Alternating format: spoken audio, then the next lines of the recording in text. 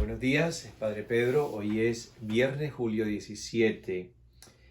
Ayer jueves llegué de la calle y parqueando me entra un texto de un sacerdote amigo y me dice de que el reporte en la Florida ayer jueves al mediodía eran 13,000 casos positivos y que iba a haber una reunión hoy en la ciudad de Miami, no sé si la habrá habido ya o no, para un posible cierre una vez más de la ciudad.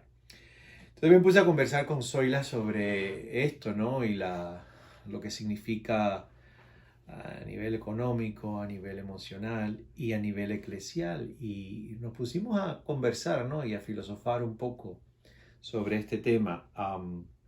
Yo le decía que este mismo sacerdote y yo habíamos hablado esta semana de que si eso volvía a ocurrir, si se volvían a cerrar las parroquias, las instituciones religiosas, iba a ser un segundo golpe muy grande para la vida eclesial. Y que cómo sería la iglesia después de todo esto, ¿no? Es una pregunta que no me la hago yo solamente, es una pregunta que creo que nos la hacemos todos a nivel nacional e internacional, porque leo también en las páginas de la Iglesia de España que esa es una gran pregunta también, ¿cómo va a ir siendo la iglesia después de la pandemia? ¿Qué está ocurriendo? ¿Qué se está gestando en estos momentos dentro de la iglesia?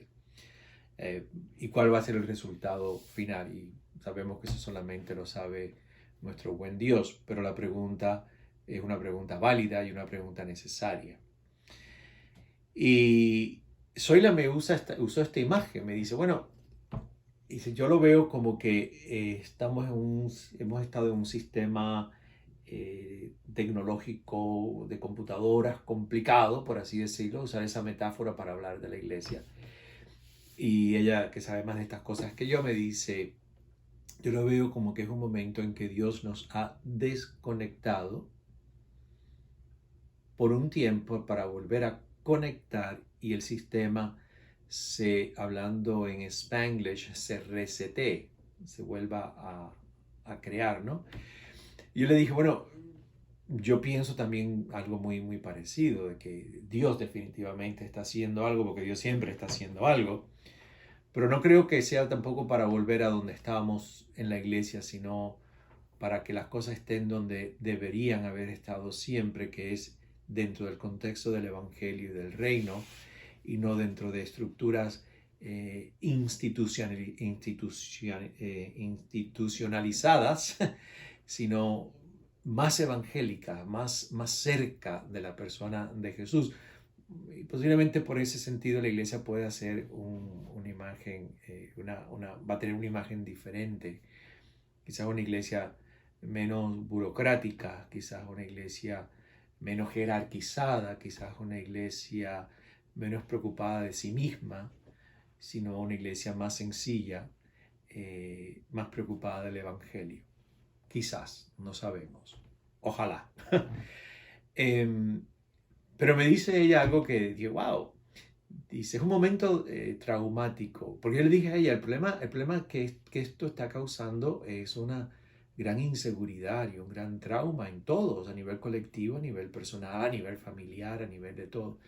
Me dice ella, bueno, por eso es que el bebé cuando nace ya no tiene memoria del trauma del nacimiento, porque el bebé después de estar 9 meses en un espacio de calor, alimentado, cuidado, en un vientre materno, de buenas a primera, ¡paf!, a través de un proceso doloroso, difícil, traumático, sale a otro mundo, a otro planeta. Quien nos recibe no es esa mamá, es un médico, es una enfermera y todo aquello. Y nuestro cerebro no tiene, no tenemos memoria. Debe estar ahí guardado, en lo más profundo, por supuesto, pero a nivel consciente no tenemos memoria. Me acordé que ayer jueves, pues hay unas frases del profeta Isaías, y por eso estoy mirando a la pantalla del texto de ayer jueves, que dice, Isaías, al cual yo hice referencia, que nos acudimos ante ti, Señor, en el peligro, cuando nos angustiaba la fuerza de tu castigo, como una mujer que va a dar a luz, que se retuerce y grita angustiada. Así éramos, Señor, en tu presencia. Concebimos y nos retorcimos, pero lo único que hemos dado a luz ha sido viento. No le hemos dado salvación al país, no le han nacido habitantes al mundo. Y le dije a Zoila, mira la frase de Isaías de la lectura de ayer. Y le dije, esa frase tiene otro lado.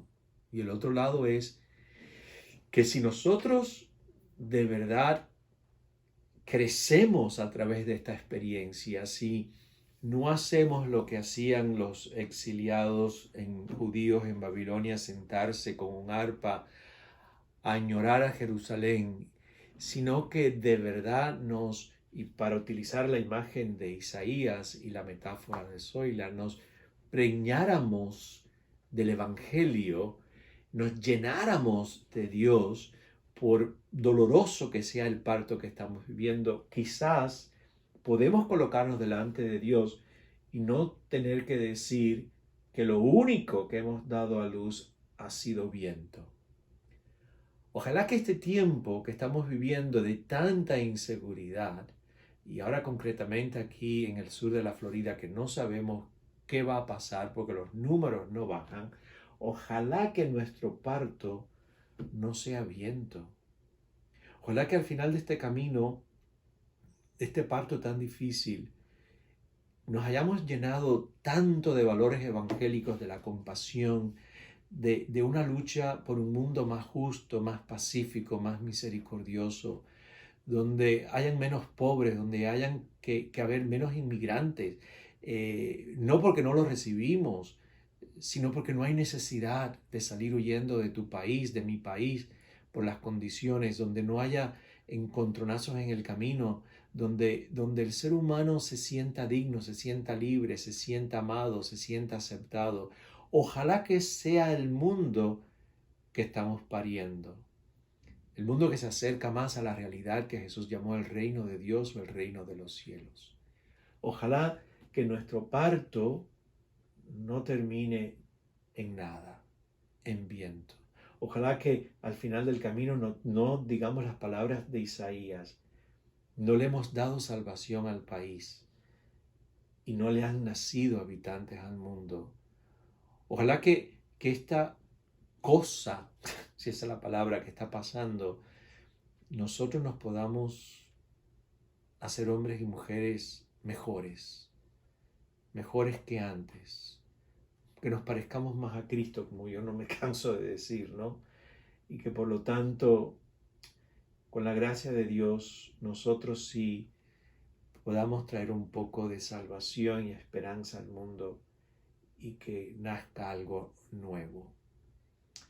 Así que le pedimos al Señor que nos llenemos, utilizando la imagen de Isaías, nos preñemos de aquello que es vida, que solamente el Espíritu puede dar.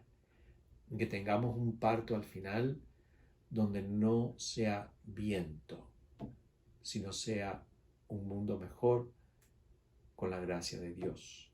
Dios te cuide y te acompañe.